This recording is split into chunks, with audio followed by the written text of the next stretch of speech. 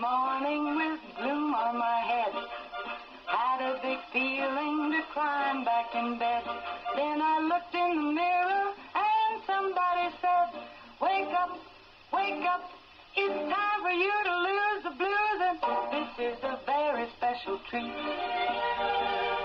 Tell it to everyone you meet, that life is all for living and love is all for giving. So this is a very special day.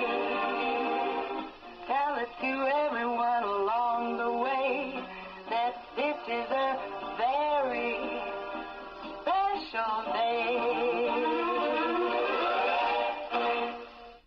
Very special day it is. It is a terrific Thursday. That means my partner this morning, I do have our own mayor, and I have Justin Green with us. Good morning, Mayor. Good morning. We do have by phone. Is this Dean Butler? It is. Good morning, Dean. Hey, of course, this is Becky, and I also have. Good morning. And in the studio, I have with me our mayor of our city. We have Justin Green with us. So, Justin you'll hear that male voice, okay? Okay. Good morning. Hi, Justin. Yes, good morning. Good morning. Well, first of all, I want to thank you because you're over are you in California right now? I am. And so it's like 5 in the morning? It is. Are you, go ahead. I was going to say this is a perfect time, though, because this is the time that people are up writing. So this is actually a good time to do this interview. I love that. And of course, and I'm glad you're not whispering. You know, sometimes we have to, because there's other people that you're trying not to wake up in the house. So I appreciate you talking with us this morning. So let's start off. And we are excited about doing an interview with the cast beloved of 1974 series Little House on the Prairie with Dean Butler. And Dean, thank you so much. So let's talk about first of all, how did you get the role, and tell us a little bit about being Almanzo Wilder. Well, Becky, it's getting a part like this is, thinking back. My goodness, we're going back 47 years, something like that. It's remarkable. Getting this part was like getting any other part. When you're a young actor, you walk into a lot of rooms. Very hopeful and expectant that something good can happen, and this was one where it did turn out well. And I've always thought, or come to believe, Becky, that actors get the parts they're supposed to get, and I think we walk into a room carrying our whole lives on our shoulders, and casting directors, producers, directors, all people, we're very we are as beings, we are very perceptive about people, and we pick up a lot of information about someone when they walk in the door. It's long been thought that casting decisions are made in about 8 seconds when someone walks in the door. It doesn't mean in 8 seconds that they know you're going to get the part, but they know in 8 seconds if you could get the part. And they know in 8 seconds if you're probably never going to get the part. So it's a very intuitive process, and you go in and you sit down and you hopefully just occur as you occur in a space so that people get an authentic sense of who you are, and then things go as they go. And it went very well that day. That's what I would say about it. And were you a fan of the show before, and did you watch it, or? Never had watched it, Becky. Never had watched a full episode of it. I was in college at the time. It was on Monday nights, and I was going to college on the West Coast. So in a lot of cases, and I think back to those years, there was a Monday night football game on ABC, and I was watching that. I was not flipping away from what probably was going to be a pretty good game to watch Little House on the Prairie at 8 o'clock. I couldn't believe, everyone in the world knew who Michael Landon was, because Michael Landon was an iconic figure in television because of Bonanza. it's sort of a mystery to me is why Michael Landon would, I mean, as a totally standing, I'd seen a million promos. I mean, everyone has seen, you saw promos all the time on NBC. So, but I couldn't figure out why Michael, who was like this romantic, shoot 'em up, fist fight guy, would go from that to being a poor dirt farmer. And it just didn't make any sense to me on the surface, looking at it without knowing anything about the program. It just didn't make sense to me. Well, once I got to know the program, it made total sense to me. But then, in the beginning, it was like, what a mystery. I mean, I'm just not watching this. And but boy, when I started watching it, during the summer, when I started watching summer reruns, back in the days when we had summer reruns. And as I was shooting, I started watching episodes from season 5, and it just blew me away. This is beautiful. It's heartwarming. There's such a goodness and a sweetness about it. And I think at that point, I knew, before ever premiering on the show, I knew I was really involved with something good. And I had an agent at that time, a wonderful woman at ICM named Ina Bernstein. ICM, if you don't know, is one of the biggest agencies in the industry, or was at that time. It was sort of William Morris and ICM. It was sort of, they were the top of the heap. And she said to me long before the interview ever occurred, before any meeting ever happened, she said to me that if I ever got the chance to do Little House on the Prairie, that I would do it. I mean, she got the sense of who I was. She had a sense of me and my energy and whatever I brought to a situation. And she said, she told me, this show is perfect for you. You don't know it yet, but it's perfect for you. And it really turned out to be this wonderful gift, Becky. I think so, and and you had the you were the love interest of Half Pint, Yes, that's right. That's a big a delicate situation, to be sure. Yeah, Becky, absolutely a delicate situation. Melissa Gilbert, a very young 15 at that time. Yeah. She had just turned 15 2 weeks before we started working together. But she was really, more child than woman, more girl than woman at that time. And there was just not a hint of woman about her. And so this was really, it was careful. It had to be done carefully. It had to be played as her infatuation. Mm-hmm. There could never be,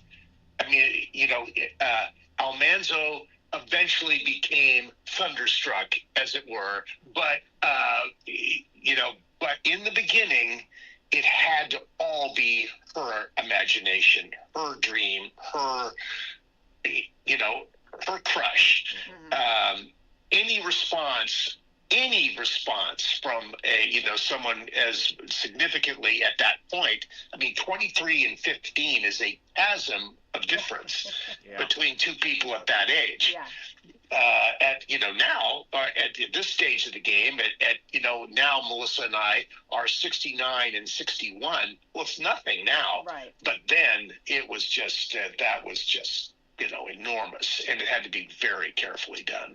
Right, and you were Melissa Gilbert's first kiss. So how did that feel?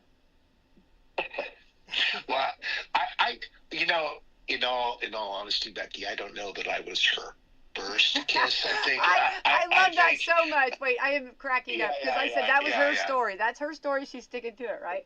Yeah. Well, I think it's I think it was a good story to tell. I mean, look, I don't think that she'd had. It was her. I can say this. I think it was her first romantic screen kiss. Okay. I think that's really the truth of it. I think that, our show was populated by a lot of young people, and, kids are kids. And I'm sure that there was some experimenting behind the schoolhouse that went on, off camera, where people were just trying to sort of figure out what all this was, as kids are inclined to do. So I have a sense that maybe there was some of that going on. But in terms of what the world would see, this was the first kiss. Yeah. Yeah. Yeah. And boy, we waited for this. Let me tell you, it was a big build-up. Okay. Well, I think for young girls who knew the books, for people of any age who knew the books and knew what this Almanzo character was about. Yeah. And I had not read the books at that point, so I didn't really know what this meant. It was, I think for people who were following that closely, it was a very big deal to see who Half Pint was going to fall in love with. It was played very differently than the way she wrote it in the books, where it was a mutual thing going on in the books. But as I said earlier a few moments ago, it had to be her thing to be acceptable to the audience. Right. Well, let's talk about filming. Did you film like in the area somewhere like outside of Los Angeles? Is that where the... Yeah, so Little House shot in a number of different locations. At least when I started on the program, Becky, the exteriors of the show were shot at a place called Big Sky Movie Ranch, and that's where Walnut Grove was built. And they were three-dimensional sets, but only a couple of them were functional interiors. You couldn't shoot inside them. They were just shells. The interiors of the sets during my years were shot at MGM on their huge soundstage, Stage 15, which at that point, and maybe still was the largest soundstage in the world at that point. We had 27 standing sets, interior sets on that stage. So it was sort of, an interesting reality, and always in television. You walk on one day, you drive up to the house and you walk in the door, and you shoot the continuation of that on a different day. And you might have shot it before, days before, or you might shoot it days afterwards. But it was never a continuous thing. It was, so you had to know in a story where you were, all the time. So that on the day that you walked in the door, when you picked it up, you had to come in the door with the same energy on the interior as you came into it on the exterior, and really know what you were coming in to talk about, or what your intention was coming in the door. So it's, that's one of those things that you pick up, or you really start to think about when you're working in film, which is not a sequential medium necessarily. It's not unusual. You could shoot the last scene the first day and the first scene the last day. It just was all a scheduling issue, and where we were. And we didn't rehearse, on Little House. We just didn't. When I say rehearse, of course we rehearsed for the camera in the few minutes before you shot, but there was no table reading. There was no, there was none of that beforehand. You got the script, you showed up, you were ready to go, and you shot it. And that's, we've seen a lot of things in recent years where there's a lot of, conversation around a table and pre-reads and writers adjust, and there was none of that. We just shot it. And I think that sort of was the modus operandi of the time. Because just no one wanted to pay for a rehearsal. Producers didn't want to pay for rehearsals. So actors were expected to be ready, and you just came in and did your work. Yeah. Talk about talent. Wow, that's a whole nother level. Well, I think, Becky, what it is, I think what it speaks to more is the casting. The casting of the actors is critically important. You have to cast people, as if you're the producer in that situation, the director in that situation. You need to feel like you're casting people who embody everything that you want just as they are. And then, so when people talk about typecasting, that's really what that's about. I mean, they've got to believe that you just are so organically what this quality is. You possess that so naturally that you're not having to do a lot of work to change yourself. In fact, that's the last thing that Michael wanted anybody to do. Michael wanted everybody to be playing right into themselves, because he felt like that was going to be the most natural performance. And I think he was absolutely right about that. You want people responding. People say, well, how like, Almanzo or Almanzo. We said Almanzo on the program. We should have said Almanzo. That's one of those trivia things. It's just sort of ridiculous. We got that wrong, but okay. But you just want to be operating the way you operate. People ask me, well, how different were you from the character? And I say, he was me and I was he. I mean, it's like Almanzo was Dean. Dean was Almanzo. And So, and that's going to be in a shooting situation as fast as we were working. That's going to be the cleanest way to do it and the less stressful way for everybody to do it. So you're not thinking about dialects, and you're not thinking about body language, and you're not thinking about a lot of things or emotional adjustments. In individual circumstances and individual episodes, yes, you're making adjustments, but you are always you. Mm-hmm. Is the point. Yeah. How was it working with Michael Landon? Well, he was one of the great creative forces in television. Certainly one of the rare, at his stage, at the time that we were working, one of the rare multi-threat talents working in Hollywood. And when I say multi-threat talent, I mean actor, director, writer, producer. There are a few of those now, but Michael occupied very rare turf with that. And, I think there were, although I guess I think of Ozzie Nelson, doing the Ozzie and Harriet show. I mean, he went a step farther. He was even his wife and his children's agent at the time, but he was he was the star. He was the producer. I don't know if he directed, but he was fully immersed in the process. Michael was completely invested in this. Mm-hmm. And what people saw with Little House was, while there was intellectual property, the Laura Ingalls Wilder books that were the foundation of the series, in terms of the names, the place, the circumstance.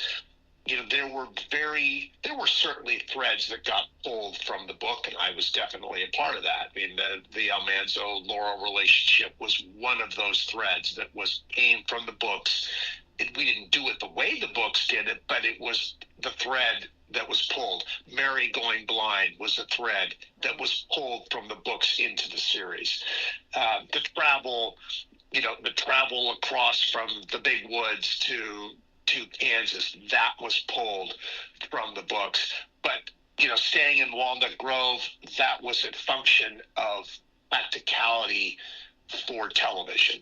Walnut Grove was a relatively short time in the Ingalls' lives in terms of the books, but in the life of the series, it became critical because you're making this huge investment to set up this place that you're going to be working in. So, and Walnut Grove was a much more romantic name than DeSmet. It just. Do you know the books, Becky? Absolutely. You read the books? Yes. Mm-hmm. Yeah. So, Laura wrote 5 of her books about her life in DeSmet. Basically, that was the big centerpiece location. Walnut Grove was on the banks of Plum Creek, and you never even knew it was Walnut Grove. But that's what it was, and yet in our case, the entire series is really based around that location, and they built this beautiful, idyllic little town at Big Sky Movie Ranch. And when I saw it for the first time at the beginning of season 6, after 6 years of shooting in that location, it was a fully developed, grown trees and, all the things that made it, that would make it feel like a real town. You walked into this place, I mean, you thought, this is a real place. People live here. Well, of course, nobody lived there. And, everything that was shot, other than the buildings, everything that you used to shoot on any given day was brought in on trucks. I mean, all the horses, all the wagons, any other animals, people, wardrobe, cameras, audio, props, all of it. This caravan of, 15 semi trucks would roll into this location and set up in this village out there, and all this stuff would come off of trucks, and you'd shoot in these buildings, and at the end of the day, it all was packed up and everything drove out of there. And that happened every single time. You just couldn't leave anything there. There were cattle there. There were people who would trespass in the area. I mean, they had security around, but you just couldn't leave anything there but the buildings themselves. So it was quite a remarkable thing. I mean, this is all television is like this. And we weren't unusual in that regard, but the sheer amount of material that had to arrive each day at Big Sky in order to set up and shoot and then go home was really quite an amazing logistical thing to achieve. And it worked. It always worked perfectly because Michael's team was incredible. It was one of the best crews in Hollywood. People never wanted to leave that crew. People, maneuvered and did everything they could do to get on that crew. Mm-hmm. He had people who had been with him for 25 years, if you go back into the Bonanza years, and he just brought a lot of those people with him. We probably had the oldest crew in Hollywood, too. I think probably the average age was, amazingly, the average age of that crew was probably, into the 50s, well into people's 50s. And it's always been a very young business, but you wouldn't have known that to be on our set. It was a mature adult set with a mature adult crew and people who really knew what they were doing. And I think the results that people saw on the episodes is really the evidence of how good all these people were. Now, was there ever anything kind of funny happen? Like, was there ever like an airplane that went through the sky, or maybe like a horse trailer or a trailer that was somehow in the scene that needed to be? Was there ever do you remember anything funny like that? Well, look, we were in the approach patterns of 3 different airports, so airplanes were always going overhead. So, we had. It was approach from Van Nuys, approach to Burbank, approach to Camarillo, approach to maybe not an LAX approach, but the jets were going overhead every 30 seconds. So, we did dialogue replacement, re-recording of dialogue on every single word that was spoken on the ranch. So, you did the production track as a guide track, but we re-recorded everything. Because you also wanted to control the audio because you had horses and the jangling of harnesses and the rolling of wagon wheels. And, when you're mixing something, you want to have control of all the different elements. So, the wind that you heard was re-recorded. The birds were re-recorded. Everything with the whole world from an audio perspective was completely re-recorded for every single episode. And when you were outside, because you had to have control. On the soundstage, you hoped to get working track that could be final audio once it was mixed. But there was constant stuff going on. I think that there's constant sounds that you weren't expecting or wouldn't have been there, and you just shot through it because you had to. because you never would have made, if you were waiting for airplanes, you wouldn't have gotten anything done because the airplanes never stopped coming. Right. Yeah, I think, in terms of things, people find stuff, it's what's interesting. One of the things that's interesting, Becky, is that, the show was shot on film.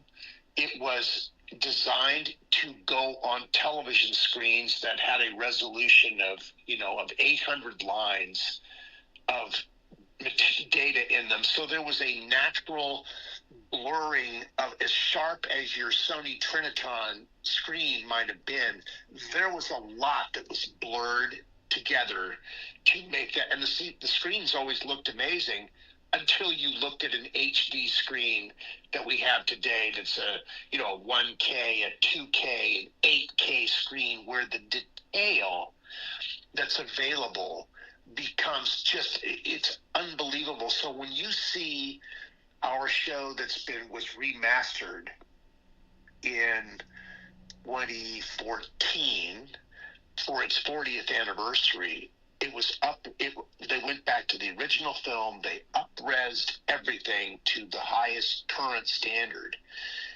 And the things you could see now that you couldn't see then, and there's just a lot of detail. I think if we have fun looking when there's snow on the ground, in Walnut Grove, you see that it's white blankets that are covering things. Yeah.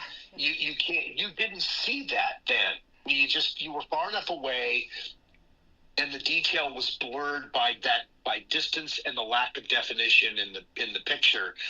But in high resolution, in HD and beyond, you can see all of that, and people just sort of accept it. Yeah. Because you can't fix it. Yeah. You can't fix it now. So it's like you just accept it, and it's part of the charm of it. I think what really works about Little House, and will always work about Little House, is that the storytelling is genuine. Mm-hmm. It's really, truly genuine, and it's a heightened reality in terms of the emotional life of these characters is very, very big. Our music is a huge part of what makes Little House so special. David Rose's scores were this rich, lush, orchestral, string-based. There was a 60-piece orchestra on the scoring stage every week to score these episodes.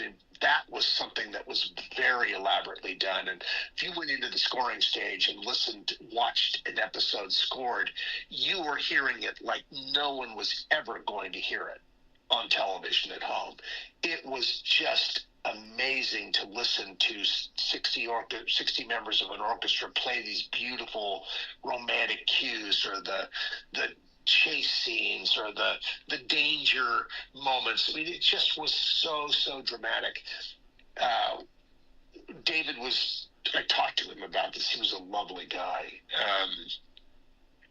And the original concept had been to do the score with a stand-up bass and a mandolin and maybe a guitar, and very simple sort of rhythm section kind of approach to this, which would have been natural, would have been organic to the time.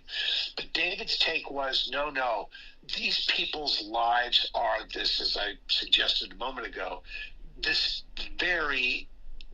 huge, rich, emotional template. And so into this very simple setting, simple, austere houses and very simple circumstances, in the minds of everybody, in the hearts of people, because of David Rose, what was happening became huge emotionally. And I think the music of Little House is without question one of the most important. All the actors, wonderful actors on the program. People were just amazing. But what David Rose imbued them with in terms of emotional subtext of what they're feeling, how they're feeling it, and telling the audience what to be feeling. Because music is underscore is is pointing an audience in a direction. It's telling the audience what's going on emotionally in a moment. And David Rose laid out a beautiful, clear path as to what the audience should be feeling. And I think it's David who made everyone cry when they watched the episodes. I think the actors were good. But you change the music and maybe no one's crying.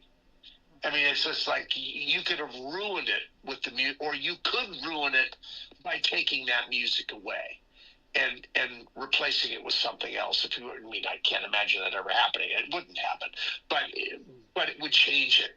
It would change the entire flavor, feel, emotional temperature of the show massively if that music wasn't there. Right. I agree. Now, speaking of romance, did you know how many? When I put it up that you and I are going to be that we'd be talking with you, how many women were in love with you? Well, I can't count. I mean, Did you know I don't. Oh, well, I think I came to know that. In the years since, I've come to know it really well. I mean, we do a lot of events around the country still, and it's Little House is very much alive in the minds of the audience that loved it, and continue to love it. I can't tell you the number of times that women walk up to me, that could be. Who tell me that Almanzo was their first crush. Yeah. What cool territory that is to be in. You're a young guy, or now I'm a guy almost 70 years old, and women will walk up to me today. And they'll be there with their children. They'll be there with their husband. They'll be there. And they'll walk up and tell, and that's the beauty of it, is that there's a safety in sharing this information, because it's like, when you're on a program and you come into people's homes, you are coming into their most intimate, personal, unguarded space. Right. And we don't know them, but they feel like they know us. And and for people, I just love the fact that people can walk up to me and tell me that, that kind of information. You wouldn't do that in many other circumstances in your life. You wouldn't walk up to someone you've never met before and tell them you were in love with them as a young person. I mean, you just wouldn't do that. Yeah. But television is so intimate. It creates a relationship, and I love that people are able to share that with me. And I think part of what we do when we go out on the road, when we go to different cities, places, and are there for people, I think part of our thing is to give people permission, emotional permission, to share their experience. Because I think when they come and see us, it's their experience. They're coming for this remembrance. They're coming because the show meant something to them. And as a cast, we let them channel all of that to us. And seeing that, hearing that, seeing the look in people's eyes, the warmth, the love in people's eyes, the tears, people cry when they walk up to the table. And because we've been a part of something, we've been a part of something that's special in their lives. It's a special memory, and we've decided that it's very important for us to just totally give permission for whatever kind of emotional expression is going to come out of them, and just hear it, just be with them and hear it, and respond to it, hopefully authentically. It's become very important to me, Becky, to feel like I'm giving people that when people meet me, and when they meet all of us. But it's been important to me for people to feel like when they have had an interaction with me, that they've had an interaction with the person that they watched on television. That it's real, that it's not something that I just put on and pretended that what they saw was the real stuff. And I think that's very meaningful to people, because it gives them complete permission to share whatever it is that they felt about the experience of watching the program. And the gift that we all get from that is spectacular. You're very kind in that. At the end of the series, how did it feel to walk away? Yeah, it was very hard, to see Walnut Grove blown up, and that we were not there on the day that the explosions actually happened. We couldn't, that there was a safety issue, and there was a very minimum crew, and people were hidden behind barricades, and the fire department was all over the place off camera because you were blowing these things up and fire could have happened. So, seeing it all after the fact was really jarring. And, there was no smoke at the time, but they put smoke pots in the rubble of the buildings so that there was smoke rising from all these places after it happened. It was really, really dramatic. It was very sad. No one needed to be directed that day. Everyone was in their own space and just reacting to what they were seeing, which was pretty dramatic. Now, as it turned out, that day, speaking about, we talked earlier about sequencing of the way you shoot something. The day we all saw that and walked out of Walnut Grove for the last time was not the last day of shooting. It's just the way it was scheduled. So the series, and then we went back to the studio and shot several more days of material that led up to all that. So we had experienced what was the end days earlier, and you sort of had to unwind all that and just be back in the life of the characters prior to this devastating moment. So that was sort of an interesting challenge too. Definitely.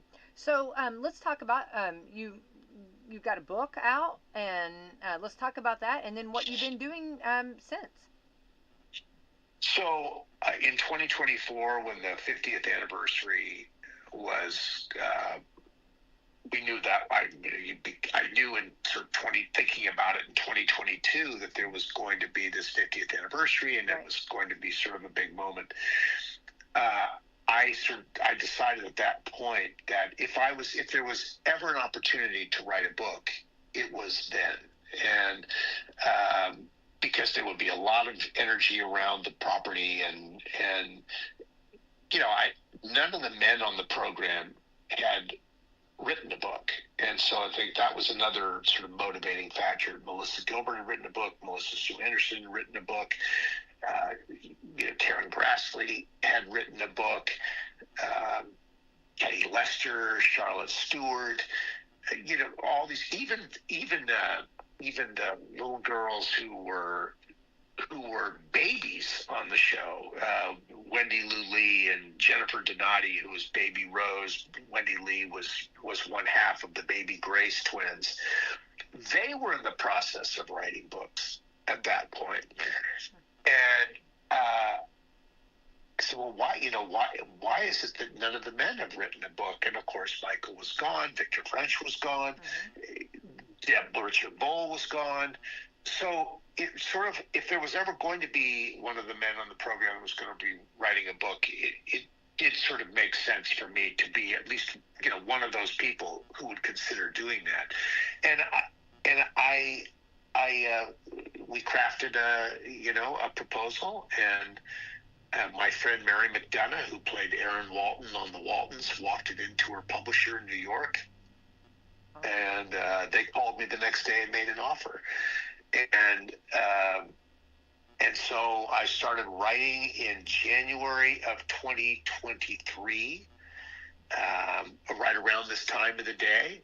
It was up at 5 o'clock every morning. I started writing, and 6 months later, I turned in the first draft, and then a year after that, it was amazing to me that from the time that publishing works is a much slower, more methodical process. So by the time to turn it in, whenever you turn it in, it's going to be a year before the book actually comes out. And I think primarily that time is extended because of pictures and clearance of pictures.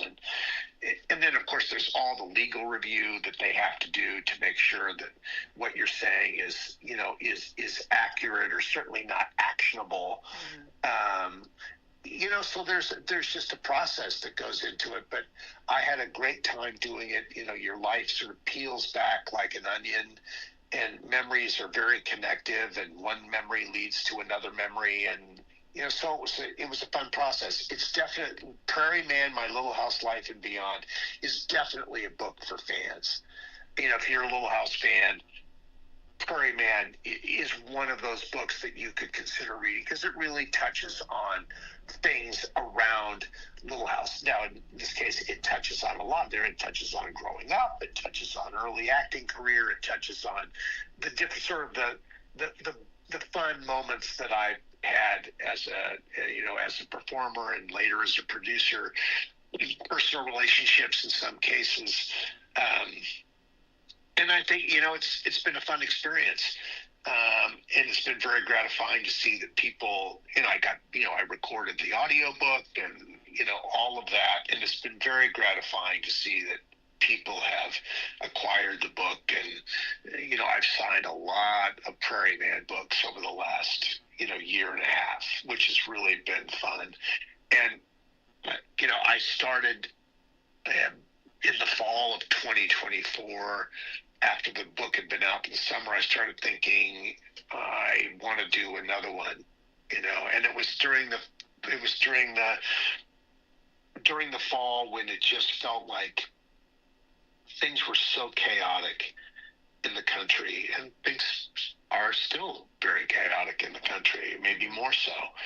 And I just thought, I just have to say something about this. And so you start asking yourself, well, who am I to say something about this? But then I thought, if I frame this in the context of the lessons that Little House teaches about family and community and getting along with others and forgiveness and the great grace under fire, when things are most challenging. And I thought, if I frame this around, because this is where my credibility, if I have credibility as a public person, it's because of Little House. So I sold a second book called Living the Prairie Way, and I am in process of writing that book now, and it will be out in the fall of 2026. Look forward to that, definitely. Well, you've been very busy. I'm very impressed. I think you're very disciplined, and I think I was a fan, many years ago on Little House on the Prairie, but I think I'm even a bigger fan now. I think, Dean, you're pretty outstanding, and this is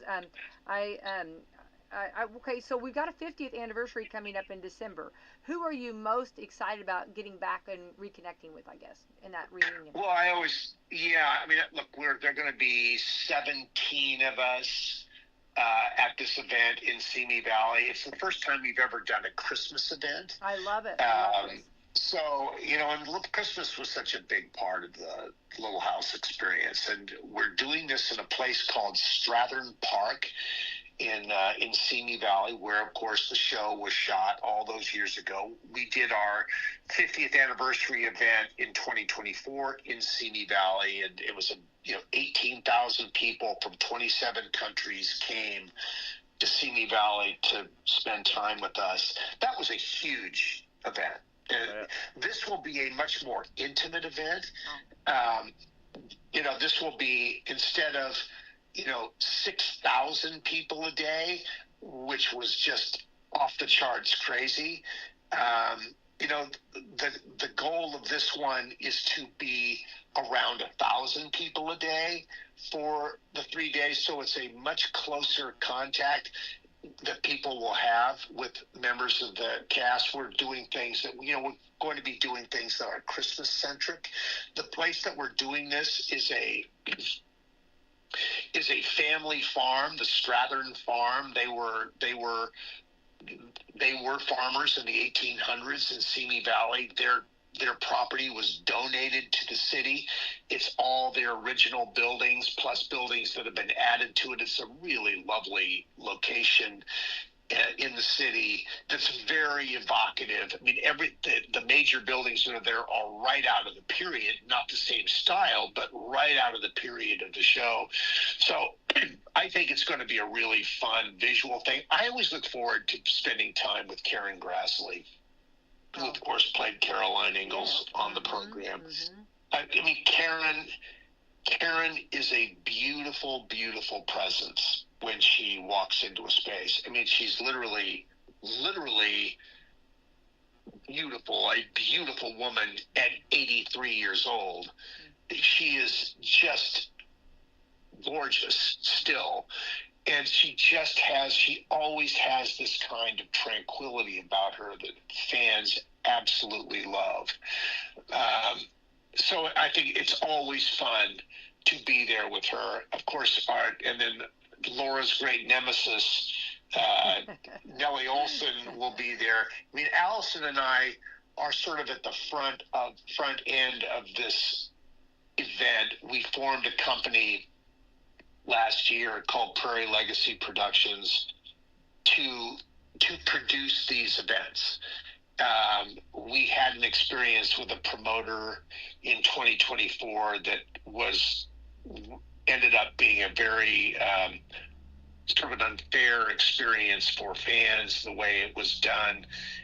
And we just decided that we want our events to be fan-centric, to be favorable to the greatest degree possible for fans, so that they feel like they are really, so people who come to see us feel like they're really getting value. We want to provide a nice experience.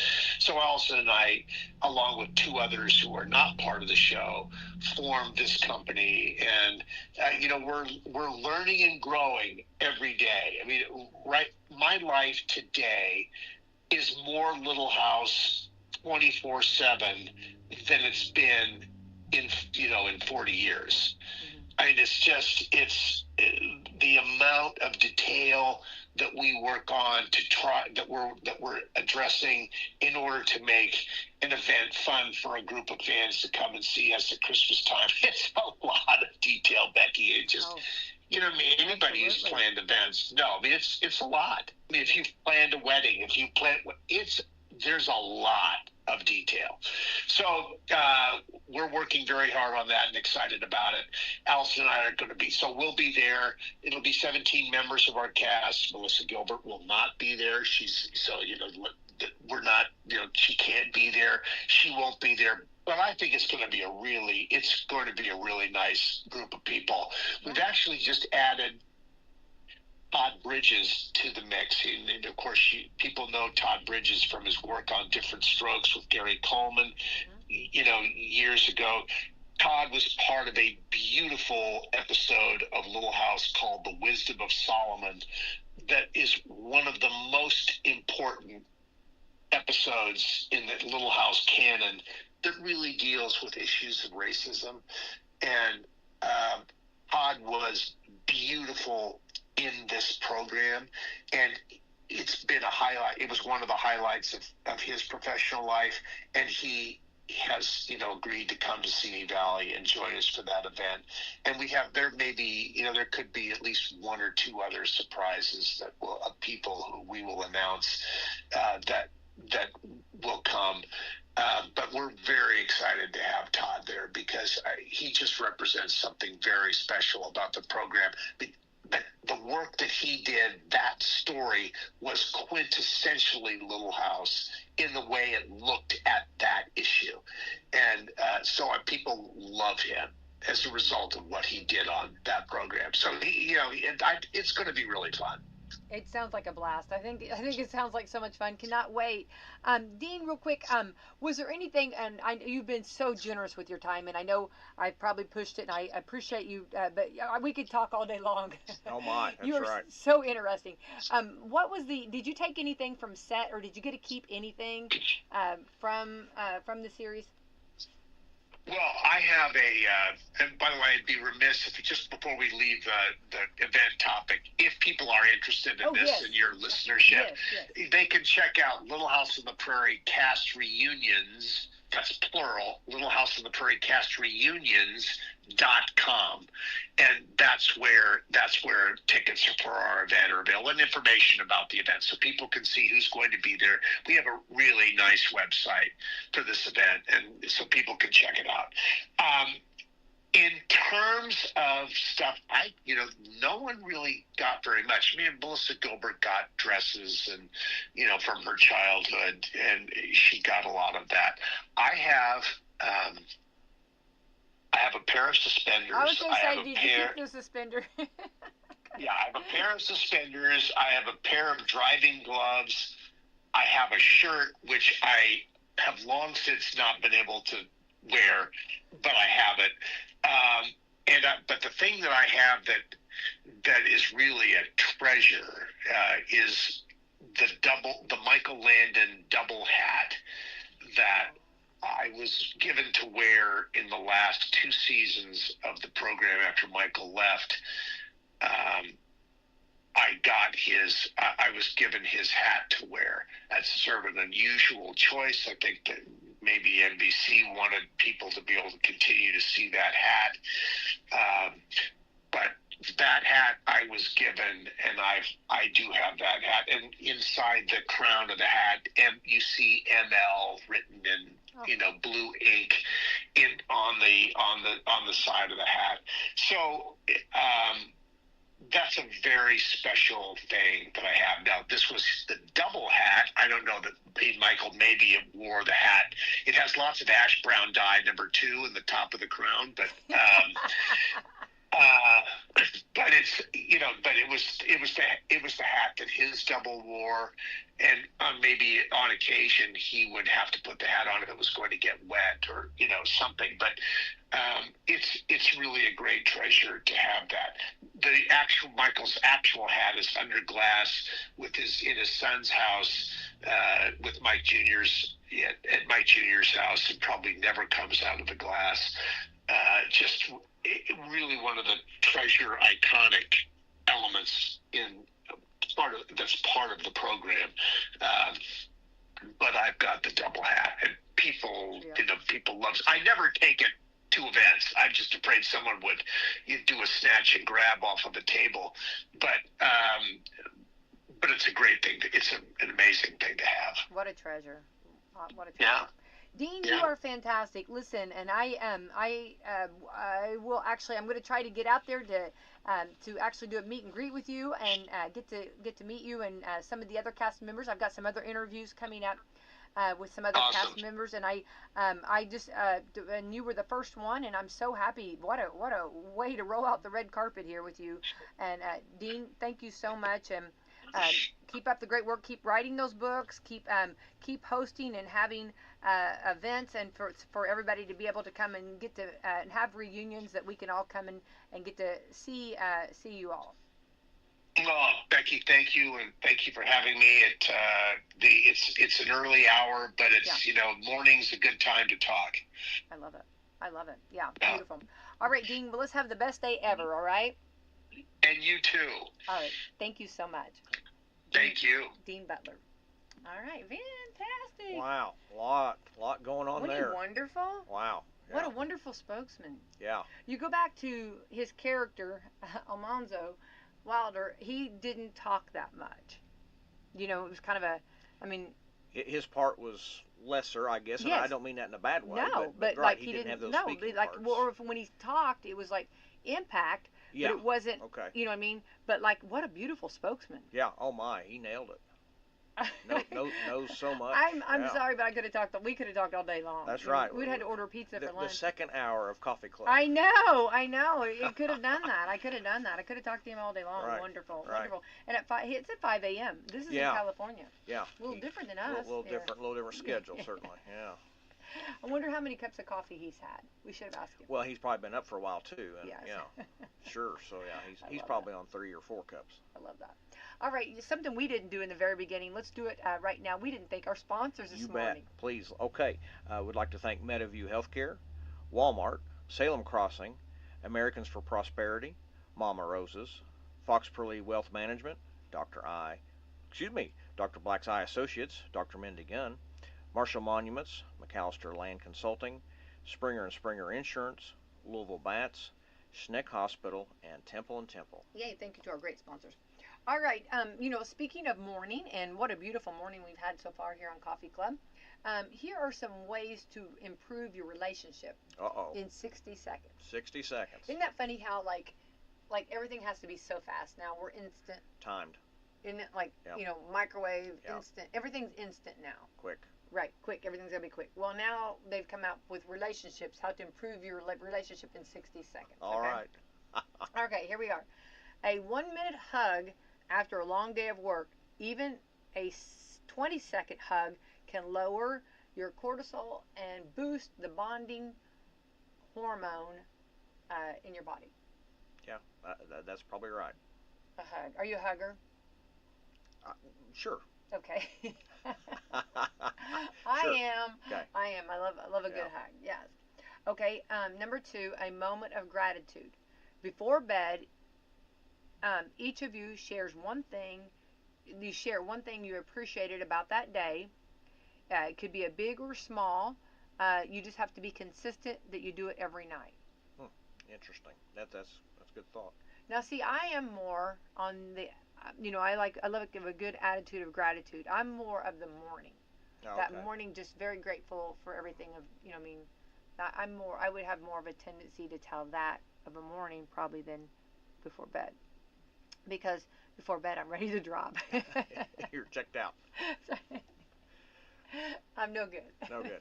Not gonna get much. Catch you in the morning. That's right. Yeah. Exactly. But a moment of gratitude, I think it's beautiful before bed. Just like of your whole day. You kind of go over your day. Yeah. Number 3, and you have to remember when you look at your day, you might have had some obstacles, but look at what you did have instead of what you didn't have. Yeah. You know what I mean? Always that gratitude attitude. Number 3, a quick morning check-in. Take a moment in the morning to ask, what's one thing you carry today and how can I support you? Oh, I guess talking to someone. What's the one thing you carry today, and how can I support you? Interesting. Yeah. Okay, Mayor. Okay, what's that cup of coffee that you're carrying today? Do you need me to take it off your hand there? Right. And how can I support you? Yeah. Do you want to just give me that cup of coffee? Yeah. Is that? I suppose. I'm making an example of this. Right? Yeah. All right. Right. Yeah. How specific here, but yeah. No, I see your point. Yeah. Yeah. I would help you. Take your coffee and drink it. Yeah. For you if you That's need right. to. Yeah. Okay. A silent ritual. You could do some deep breathing. Yeah. Or even if it's just holding hands, do it for 60 seconds a day, and you'll feel more connected. That breathing, the in and out, boy, that works wonders. It's good for you too, right? Now it's supposed to be good for your health and your lungs and everything. The deep breathing and kind of. So these are kind of cool, I guess. And 60 seconds, hug, get a hug, do a moment of gratitude, check in and see how everybody's doing of a morning, and a silent ritual. There you go. That's some deep breathing. Good place to start. Yeah. All right, we're getting close on time, but I do want to say you've been busy at the mayor's office, which I love, from our Salem School Corporation. You've had some tours. How fun is that? Oh my gosh! The last 2 days, the second graders. I love second graders. From Brady Sherham they've done their field trips I think this is the 3rd year maybe, and they go around the downtown area, and I think they hit 5 or 6 spots. I don't want to leave one out, but they go to the museum, they go to the courthouse, they visit the ladies on the mural, our historic ladies. Beautiful. They go by the limestone lion in front of the old State Bank, and then they end up at the train depot. and then they also stop at the City Hall location. So they kind of make a little circle, and so when they do make our stop, they come in, and of course, the questions are great. Oh my gosh, to be in that second grade mind, often they want to know, well, so are you going to be president next? That's a question I get a lot. And, do I know the president? And, well, no, we don't talk that often. But anyway, so yeah, we had the second graders Wednesday and then Tuesday also, and so always appreciate them coming in, and we sit down in the council chambers and just have a open session, so to speak. I love it. It's a lot of fun.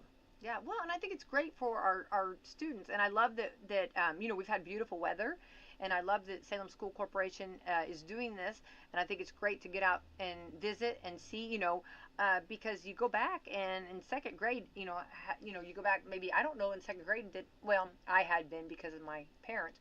But had you ever really been into the mayor's office, No, right. in second grade, or Right. Or of course now we know we have the depot, with very blessed, or the museum. I remember taking that tour, but stopping and seeing like the lion, which is very valuable. There's so many great things in our community, and I love that they're showing, not taking the lessons on the road. Yeah. So it is. I hope they leave with remembering something and have a good experience. And they all seem to be very energetic. I think they enjoy the day, and it was great weather to do it. So there was another check mark. So anyway, looking forward to again next year. Right. Yeah. Right. Awesome. So great job, and I love. Yeah, I would love to have been a fly on the wall and heard the questions. Yeah. The phone to the president, or I would have said that phone right there is completely just right to the president. And not to give him too many things for ammunition, but I probably ought to go buy me a toy red phone and sit on the corner of the desk. There you go, like a bat phone. Yeah, like phone. the bat phone. Well, there it is. There it is. It could ring any moment. At any moment. Guys, I have to. He might need advice, right? Right. I love that. Yeah. And then also let's talk about, we've got some construction coming up, and you're going to do some paving today, maybe? Well, excuse me. If the construction pans out? There's a lot of moving parts, certainly, when road projects are underway. One that was a project from years and years and years ago. Gosh, I can't even tell you now when the point repair was made, but there's a intersection of High Street and Highway 56 East. Has a concrete repair that now needs finalized. NDOT has finally put that on their radar, and in a good way, because we would like to see it addressed too. And so we're working with NDOT and getting that done. It took a little longer than we first thought, the way the concrete is set up over that point repair, and so it was milled out. Monday, the concrete was put back in to the right level that the specs called for, and so I think today, goodness, they may be there right now as we're speaking, but yes, then the asphalt should go back over and make that intersection whole again. So that's kind of a housekeeping item from a project a number of years ago that is just now getting addressed. So hopefully that's done, and that little bump, if you will be gone, and nice, smooth. And hey, I've had so much fun going da bump, da bump. da bump.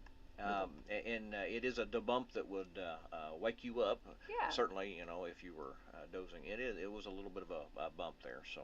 Yeah. Anyway, so that's a good one, and we're back on Poplar Street, our community crossing matching grant cycle. That was one of our awards. A little delay there with some utility work. I obviously recognize that. We have a lot of utilities in our city, and so those private companies, those easements, those providers, they all have to work together in unison, and sometimes that doesn't always hit, and there's some hiccups and delays, and gosh, we got a delay here, but I think we've got some of that navigated, and so actually we started back work forming for some concrete curbing, and so they may actually pour some concrete today on that Poplar Street project. So that's gearing back up.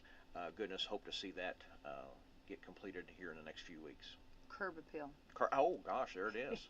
It is. Awesome. Yeah. Well, and I love it. And I know coming out of Salem and before you get to Pekin, that bridge, they're still working on it. And I think we need to give grace to it. I know it might be a little bit inconvenient for folks, but we want it done, and we want it done right. And anytime you've done construction, or let's just even go to remodeling. You never know what you're going to get into. Yep. And so it's hard to put that exact date and time.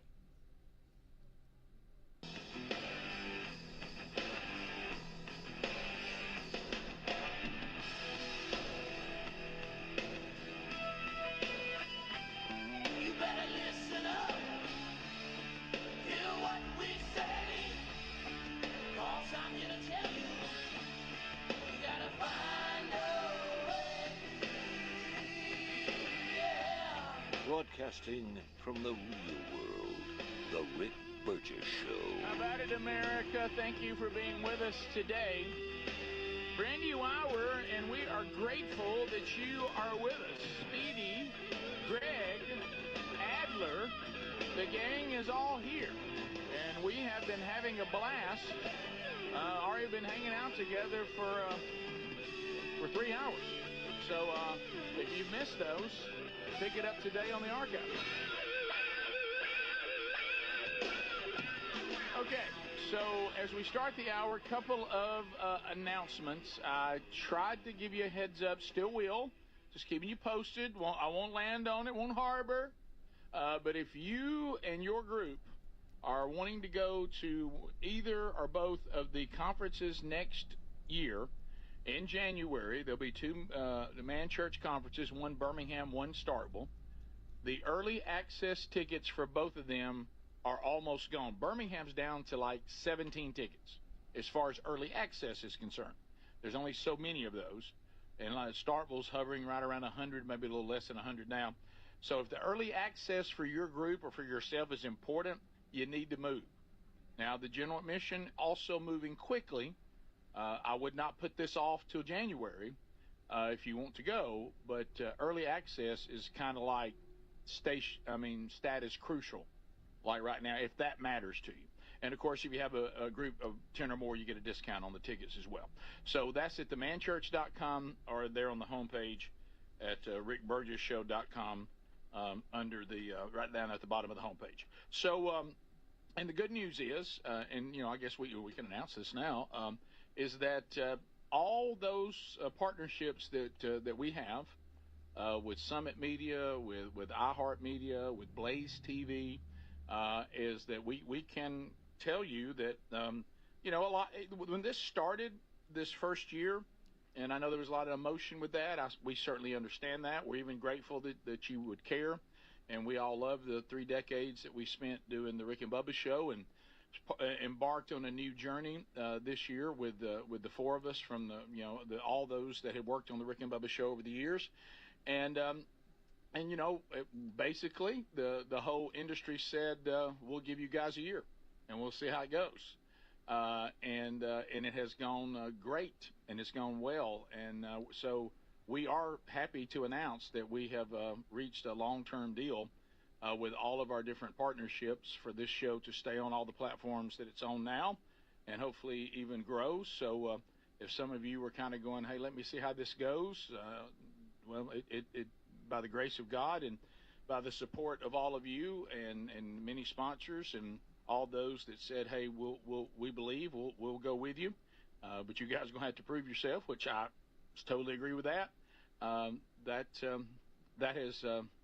has been accomplished in the first year, and we're fortunate now we have a long-term deal. So, Lord willing, as long as we can mentally and physically keep doing this, we certainly are going to, and we'll be given that opportunity. So that's good news, and wanted to share that with all of you out there that might be thinking, well, I wonder, is this going to be year to year going on? I'm glad to report, at least not for a while. Mm-hmm. So that's good. Exciting. And that's big news. So congratulations to you 3 guys and your incredible work during this year. And we've probably worked harder this year than we have in a long time. But we love what we did in the past, but we're having an incredible time doing what we're doing now too. And excited that we're going to get to do it longer. Yeah. So that's great. How about that? All right. So some other things to discuss as we start the hour. Looking at what some of the people are texting in, they're now hoping so much that somehow we could end up on The View. People are saying they would take a day off work, they would do whatever, and some of you are saying, I think if there would be any way that would happen, and if we could sit down on The View, and they say, we'd like to welcome the guys from the Rick Burgess Show to The View, and the opening statement would be from Greg to say, well, I'm surprised y'all are here. Y'all must have all the washing and cleaning done. Oh, yeah, right out of the gate. Out of the gate. That would be such a joy. No pun intended. Pun intended. Joy? Oh, pun intended.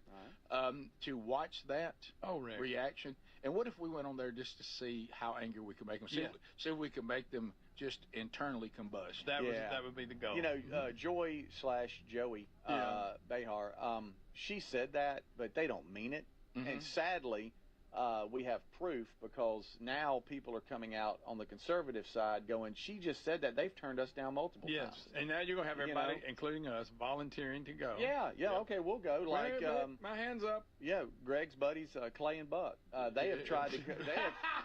They have tried to go on a number of times, and they won't return their calls. That's just a stupid Riley Gaines even said, "Hey, we tried." We talked there about have been a number of people that can actually walk out their narrative. And Ben Shapiro and others that they've turned down. And they'll claim they did. Well, we didn't know. Nobody told you. I guarantee you knew. I'm sure you have staff meetings and y'all talk about potential guests. As soon as Joy said that, don't you know, when the cameras turned off and they were walking into their green room, they're like, Joy, dude, are you lost your mind? Right. Do you remember the turning down we people turned for down? years? And Greg, George, you're going to see now? Picture Greg sitting down and say, hey, before we get started, Joy, can you run fix me a sandwich? Yeah, I'm a little hungry, Joy. I want a ham sandwich if you don't mind. And when the show's over, I need you to rub my feet. You're Greg. Whoopi, what's up with the hair? Yeah.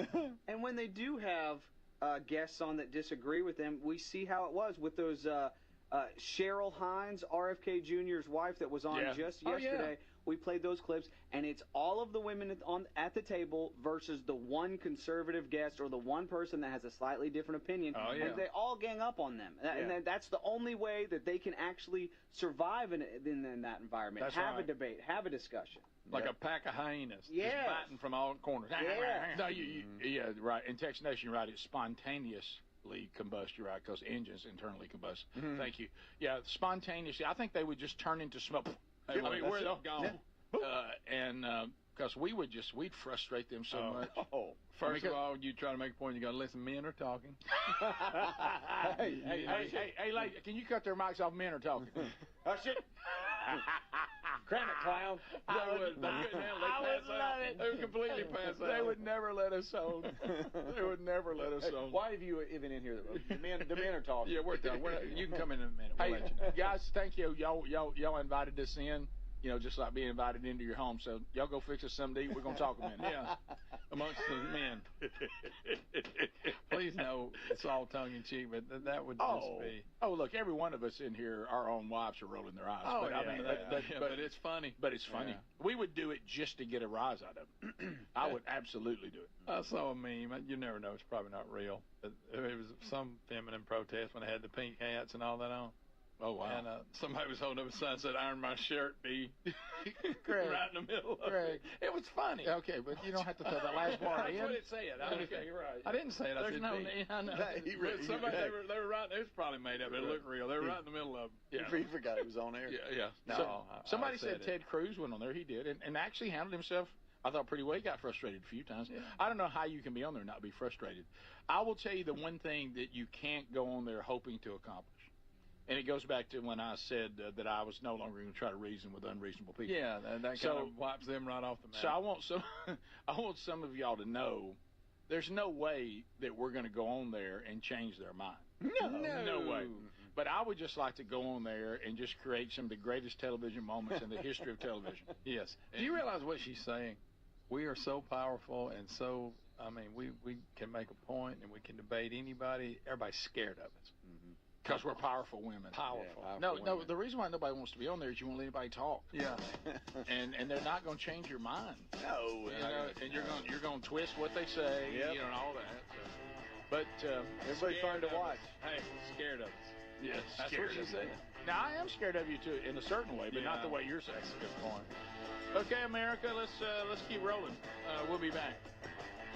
You can reach us 8886-BIG-VOX. You can text us on the same number, and you can email us as well.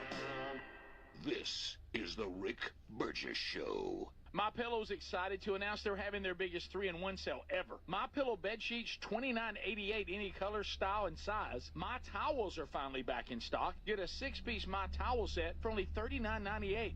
The limited edition premium MyPillows are just $17.98 for queens and $19.98 for kings. And when you order over $100, you get free shipping plus $100 in free digital gifts. Head to MyPillow.com/BigVox. Use the code BigVox or go to RickBurgessShow.com. Do you have trouble getting in and out of the bathtub? Are you afraid you'll slip and fall entering or exiting a tub? Safe Step walk-in tubs can transform your bathtub from an area of concern to a calming refuge. Call them today at 1-800-956-1220 and save $1,600. Safe Step walk-in tubs and showers are proudly made in Tennessee and offer an ultra-low step-in, avoiding that difficult climb over a traditional bathtub wall. They also offer a variety of therapeutic benefits that may help soothe your aching muscles and joints, increasing your mobility, boosting your energy, and improving your sleep. Safe Step walk-in tubs are designed to easily fit your existing tub space and are often installed in as little as one day. Just dial 1-800-956-1220 today to save $1,600 and receive a free shower package. That's 1-800-956-1220 for a free no-obligation consultation and to save $1,600. Safe Step walk-in tubs. Safety never felt so good. Remember when they used to ask, what do you want to be when you grow up? At Bank of America, we ask every day, what would you like the power to do? When you work here, you help build businesses, inspire communities, and forge legacies. And now we've raised our U.S. minimum wage to $25 an hour. So the opportunity to do more also comes with competitive pay. Learn more at bankofamerica.com/25. Bank of America. Proud to be an equal opportunity employer. Life insurance. Why are you putting it off? Can't afford it? Too much hassle? Think you don't need it? There's lots of excuses for putting off life insurance. But if you weren't there, who would pay the mortgage and other bills? With Ethos, you could be covered in 10 minutes and boom, family protected. Ethos, fast and easy online term life insurance. Up to $2 million in coverage with no medical exam. Some policies as low as $1 a day. Answer a few health questions and get your free quote at ethos.com/music. That's ethos.com/music. Here's the tale of the daily med fill. Same old pharmacy, same old bill, but those prices kept rising higher still. Till the savings wrangler rode in, cool as can be. Tap Good RX, saving massively. No plan? Don't matter none. Up to 80% off. Deals are done. Discounts hitting harder than Ma's chili. Dang. That one little laugh does all the rest. Save time and money on prescriptions. Check Good RX. Good RX is not insurance.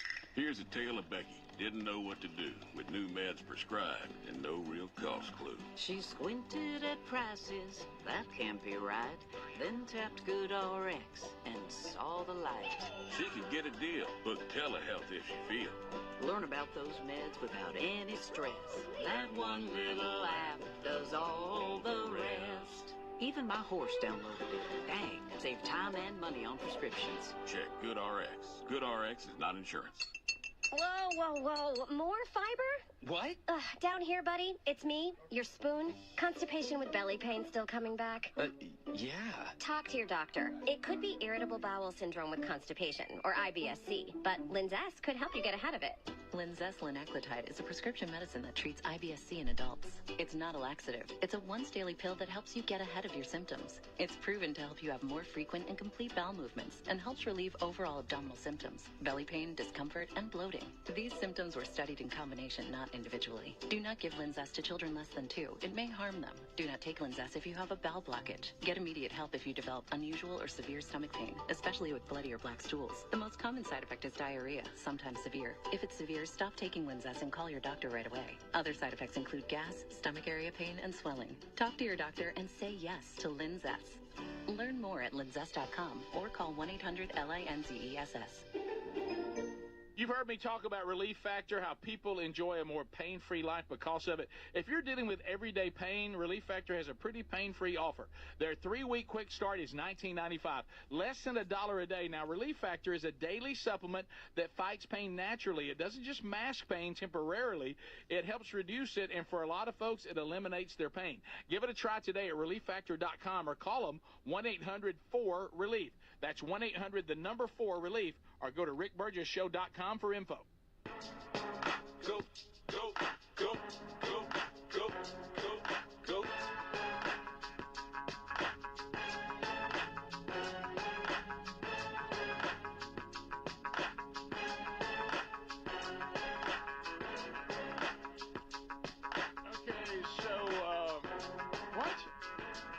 So we're making our way back. Thank you for being with us today, America. So, did I just, speaking of strange encounters, I'm looking at the various TVs in here. Yep. And I'm looking on TV 4, which is always, you never know what's coming on TV 4. No, you don't, right? The K-pop is, is that a Asian boy band? No, that's a genre. It's a type of Korean pop. Korean pop, which is Asian. And there's several male, female. It could be different anything. acts, solo acts, group acts. Okay, because I just saw an advertisement. Speedy loves K-pop for a movie. It's animated, and it's called K-pop Demon Hunters. Oh, really? What is this? Demons? Returns to theaters. Returns means it's already been there. Just in time for Halloween. K-pop Demon Hunters. Wow. Woo. I don't watch this. My kids don't watch this. I don't know what this is. You remember the movie that came out, Abraham Lincoln, Vampire Hunter? Oh yeah. That was weird. I'm gonna watch that this July 4th for the 250. That'd be great. It's historical. Wait, Abraham Lincoln. That'll killing vampires. That'll be I great. know where Rick will be. Big 250. That's right. American Village.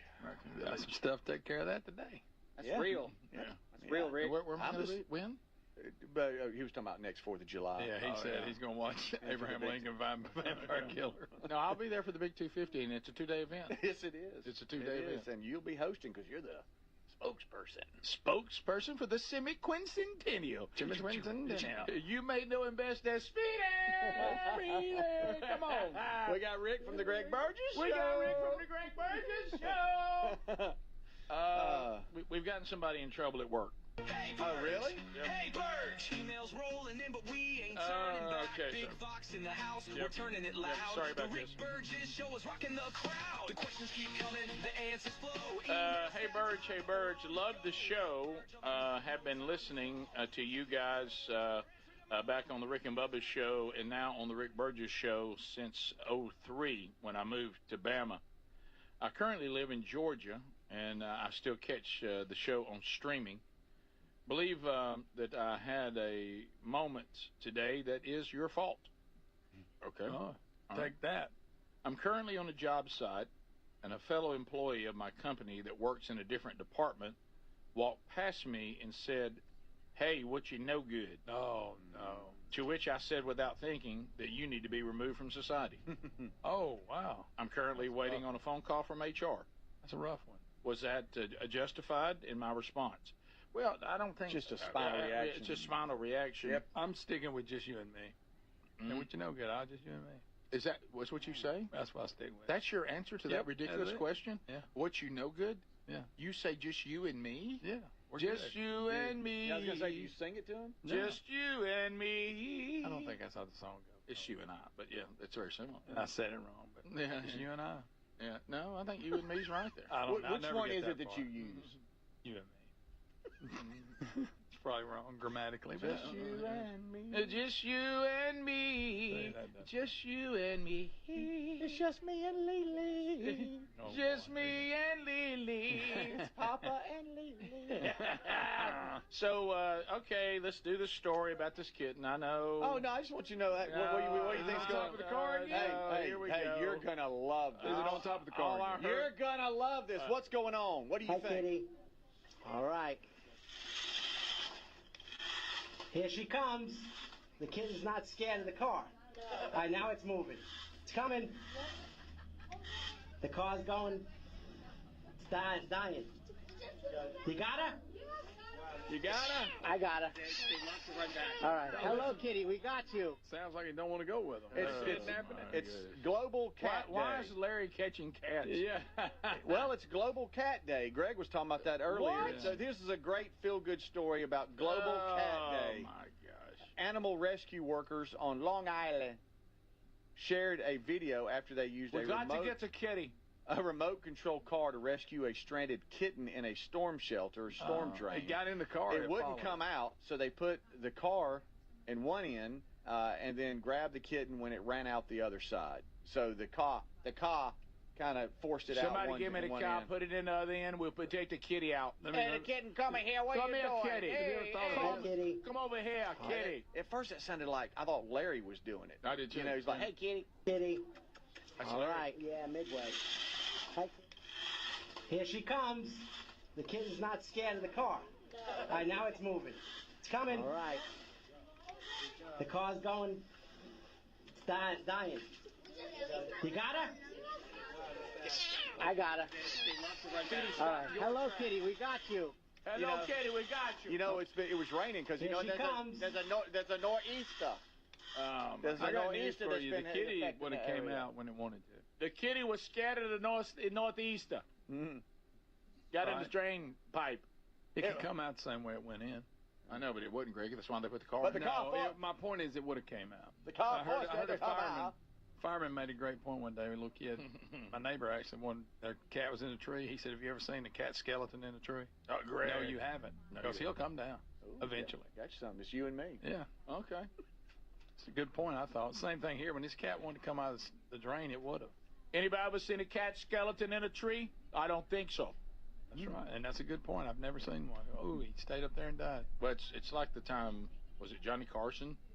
When some actress he had almost talked, not the one that's legendary, but they literally were talking about it, not the urban legend that isn't true, but they were talking about that their cat was finicky, and Johnny Carson said, "What do you mean?" She said, "Well, he won't just eat anything." He said, "You leave it there next to him long enough, he will." You know, Sooner or later, he'll eat it. Right? Yeah. So, I promise you. That's it. And what is this other thing? Oh, Rick. What? I gotta say, I think about Greg's story about skeletons in a tree all the time because we'll see fire trucks in the car with the kids all the time. Sure. And so they're always asking where they're going, and I say, oh, they're probably getting the cat out of a tree. That's my answer for the firemen. That's what you tell them. That's what I They're tell not my going to kids. put a fire out. No. Probably Every time. Every time. Yeah. What I did on this one, that's when I was still working at the power company, I had my truck. We got these extendable sticks that you up and close switches with. They're real tall. And I got up there and kind of flung it at him. How you do it? Okay. Down he came. How'd you do it? Okay. All right. I didn't know you went buck teeth when you did that. Yeah. It's, Came right down. Oh. Yeah. Didn't like that stick. No. Rick, next segment, he's called the Taco Hero, and For what reason? I think he's going to be your hero. Okay. Oh, wow. Yeah. Here coming the kitty. She's coming out. You're right. Do we really need a remote control car to get a kitty out of a drainage pipe? No, it's going to Since come it's out. open on both ends, it's not trapped. Yeah, that's what I'm saying. We're going to push out one star. What was that? Was that you doing? Head injury man showed up. Was to that help? you doing a Long Pushing it Island out. accent? We're going to run the car up one side, But they were force Americans. him out the other. They were Americans. Right. They're actually. Yeah, because it's raining, it's late, we're done. You know what the We cat's don't going wanna to do? wait He for the starts kitten. getting a little water. He'll go, I got to get out of here. The And rats he'll are go so right big, back. they probably eat the cat if they don't get it Here's out what of I was Kitten. wondering. Maybe the kitty got in there to get out of the rain. Did y'all see they showed her holding it and it was going like Yeah, it didn't? They didn't scared. want them picking it up. Now, the story about the Zsa Zsa Gabor or Ava Gabor, whichever Gabor it was on Johnny Carson, I do not think that's a true story.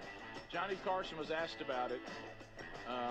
Yeah, I heard that told many times. And he said, I think I would have remembered it, and I don't have any memory of that. Yeah. We'll be back. This is the Rick Burgess Show.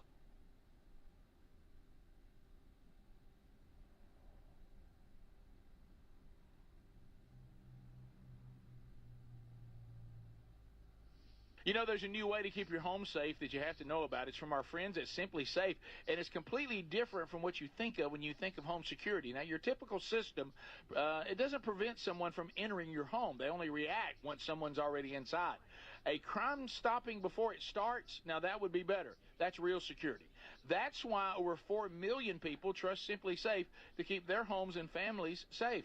The moment someone steps on your property, AI security cameras identify the threat and alert Simply Safe's professional monitoring agents. Agents take action immediately, confronting the criminal, and if they need to, trigger sirens and spotlights and dispatch the police.